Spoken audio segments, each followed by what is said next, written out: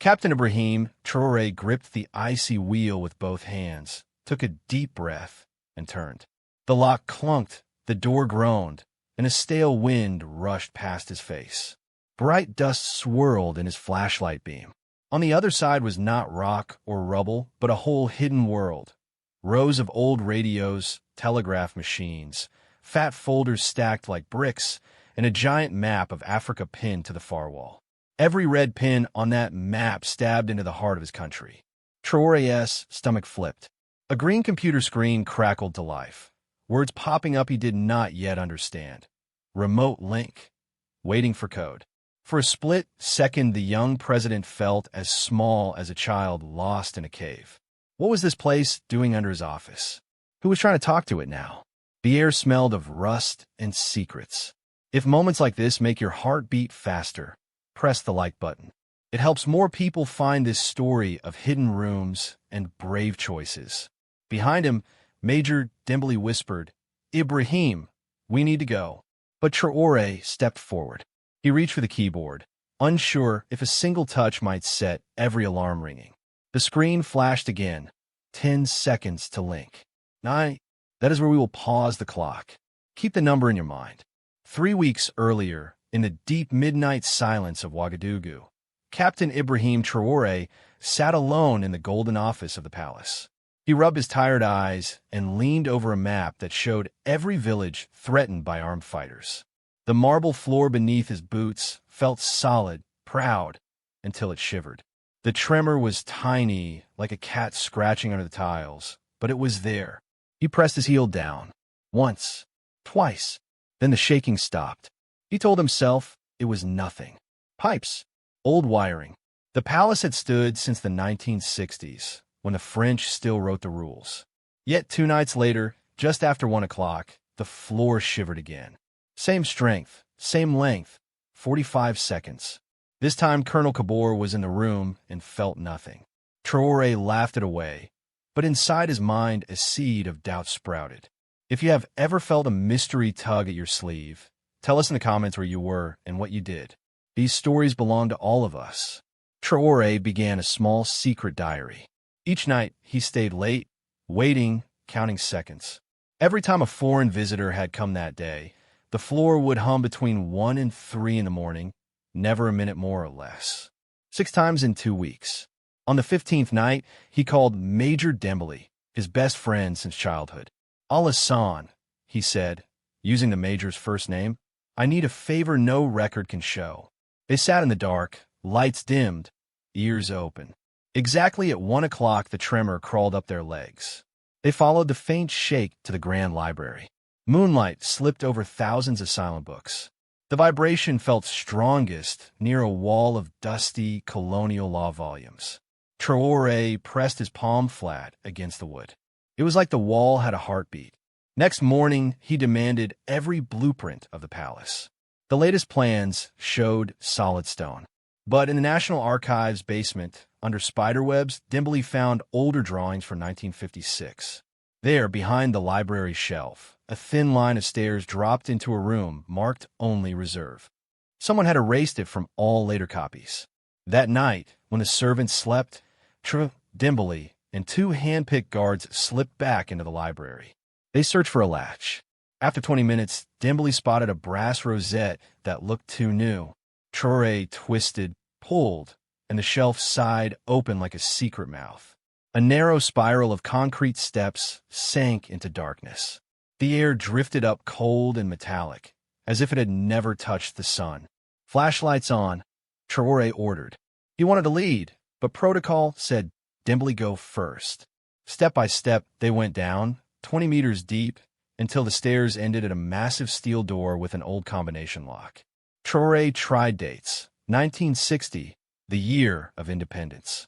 Click. Nothing. 2022, when he became leader. Nothing. Then he spun the dial to 031, the French code for Upper Volta, the colony's name. Clunk. The bolt slid back. Beyond was the room from the first lines of our tale. Dusty machines, tall cabinets, and that awful map. Over everything lay a silence thick enough to chew. Dembélé's voice echoed. "This is a command center." But built by who? Traoré waved his light over labels. French, American, Soviet. Cold War puppeteers, he muttered. Along one wall stood a row of filing cabinets. On another, a small bedroom with a bunk and a kettle. Someone had lived here, hidden under presidents and flags. Remember that screen, counting down from 10? We're almost there again. But first, a small breath.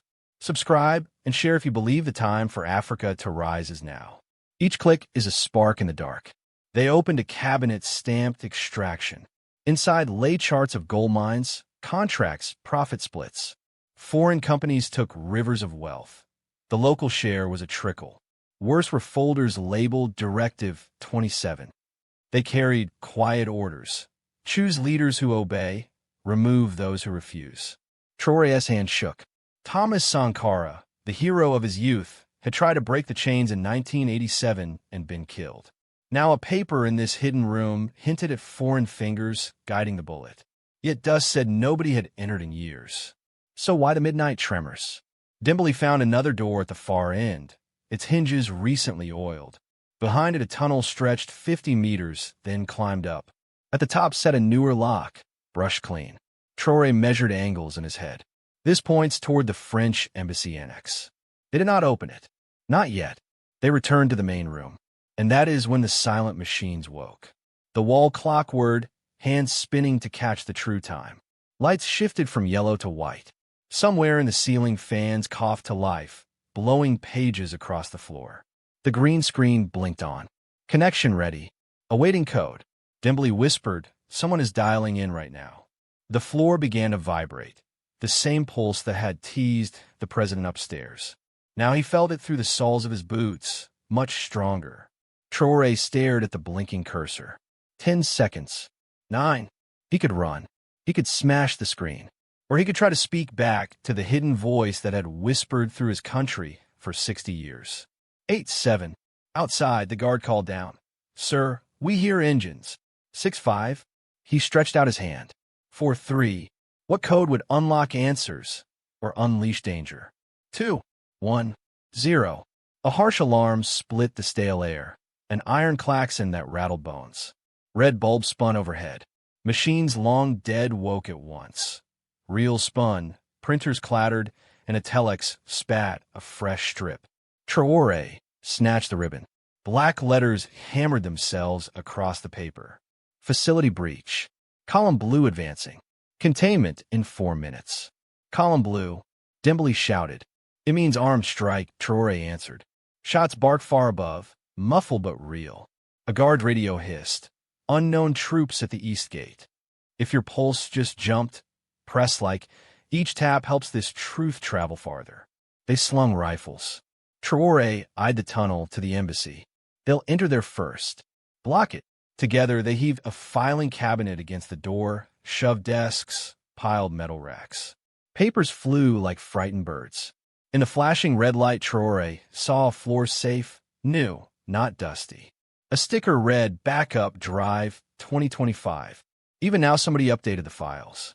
"Grab it," he ordered. Dimbley wedged it free. A calm female voice spoke in French through speakers. Security protocol Delta. Floodgate closing. Pistons hissed. A steel slab slid over the stairwell they had used. If it sealed, they would be buried alive. Traoré sprinted, dived under the lowering plate, and jammed a chair into the gap. Metal crushed wood, but the door stuck halfway. Dimbley tossed the safe, then squeezed through.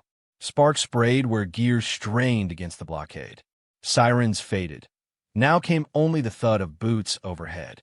Up those stairs, Traoré gasped. "We reach daylight, or this proof dies with us." They climbed. Halfway up, every bulb blinked out. Blackness swallowed them. In the pitch dark, Dimbley whispered, "Hear that?"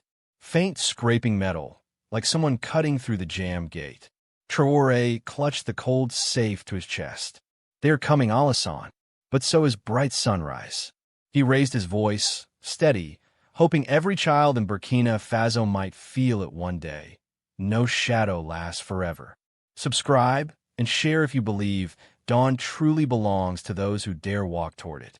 The sharp hiss of steel grinding against steel grew louder. Someone was forcing their way into the hidden room below the presidential palace, and they weren't coming to talk. Traoré and Dembélé didn't wait.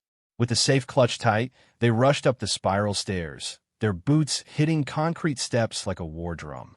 Sweat poured down their faces, not from heat, but from fear and purpose. As they neared the top, the air grew warmer. A faint light filtered in through the cracks of the hidden library entrance. They pushed against the rotating shelf and stumbled into the grand library, now filled with moonlight and tension. "Barricaded," Traoré shouted, dragging a bookshelf in front of the opening. Dembélé joined him, panting. They were already inside before we knew it. Traoré nodded grimly. "Then this is bigger than I thought. If this moment makes you feel the weight of truth crashing against silence, please like this video. It helps more people uncover these stories." The two guards who had stayed upstairs ran into the library, blood on one of their sleeves. "Sir, some of them wore uniforms," the injured one said. "But not ours." "Foreign?" Dembélé asked. The guard nodded. "Maybe." They didn't speak much. Used signals. Silent. Trained. Traoré looked at the safe still clutched in his hands. "Whatever is in here," he said, "someone is willing to kill to keep it hidden." They couldn't stay. Within minutes, that library would be surrounded. Using a servant's stairwell, the small team slipped out the back of the palace grounds, disappearing into the alleyways of Ouagadougou like smoke. At a small safe house, lit only by a flickering lantern, Traoré opened the steel case. Inside were hard drives, sealed envelopes, and a tablet marked Operation Chauve-souris. He turned it on. The screen lit up with documents, surveillance logs, bank transactions, photos of Burkinabe officials shaking hands with men whose faces were always in shadows. But the worst was a single document labeled Transition Strategy 2030. It was a plan, detailed and cruel, for how Burkina Faso and several neighboring nations would be quietly turned into resource colonies once again. Gold, lithium, cobalt, all extracted under military cover. Local governments would be given loans, then forced into debt. The leaders who obeyed would live rich. Those who resisted would disappear under controlled destabilization. Traoré slammed his fist on the table. "They were never going to let us win," Dembélé said quietly. "No," Traoré replied, voice low, "but we will make sure everyone sees their playbook. Tell us in the comments what justice means to you, because stories like this don't belong in silence." For the next 2 days, Traoré disappeared from public view. The press speculated wildly. Some said he had been overthrown. Others claimed he was in secret talks with the French. Meanwhile, in reality, he was moving through the shadows, gathering trusted allies, and verifying every file in the safe. Not just files, names, dozens of them. Ministers, advisors, even top army officers. Some had sold the country bit by bit. On the third night, he appeared on national television. No suit, no flag behind him, just a wooden desk, a soldier's uniform, and the safe sitting beside him. "My people," he began, "I have uncovered something terrible beneath our palace. Secrets hidden for decades. Plans drawn not by us, but for us. Not for our freedom, but for our control." He paused. "I am about to show you documents. I know many of you will be shocked. Some of you will be angry. I ask only this. Listen with your hearts, not just your eyes." Then, one by one, he held up the pages. Photos, maps, contracts, transcripts, and he spoke names. Some of the men he named fled that very night. One was caught at the border. Others locked themselves in hotels or hid behind embassy walls. But the people poured into the streets. In every village, radios buzzed. On phones, screenshots were passed. In markets, grandmothers wept at the thought of how long they had been lied to. School children repeated his words like a new anthem. If you've ever waited for a leader to speak truth, subscribe now and share this story. Someone you love needs to hear it too. But truth has enemies. On the morning of the fourth day, a convoy of unmarked jeeps sped toward the presidential palace. At first, the security team thought it was routine military transport, but the vehicles ignored orders to stop. When the first shot was fired, it was already too late. By the time Traoré received the call, the palace was under siege. "They want the safe," Dembélé said. "No," Traoré replied, eyes locked on the TV, still playing footage of his speech. "They want the idea to die." Gunfire echoed through the city as special forces fought back. Traoré, again forced to vanish, was moved to an underground command post. There, with loyal commanders, he gave a single order: do not defend the palace. Defend the truth. He began uploading the documents. Slowly, using trusted servers across Africa, he began spreading every file. Encrypted, time-stamped, verified. He gave it to journalists in Ghana, youth leaders in Senegal, and retired fighters in Mali. He even shared it with certain unlikely allies, whistleblowers in European agencies who had waited for a moment like this. Still, the attackers pushed forward. That night, Dembélé burst into the command room, face pale. "They've breached the archive building," he shouted. That was where the last batch of drives had been stored. If they reached it, they could still erase vital proof. Traoré grabbed his sidearm. "We move now." Outside, the streets were chaos.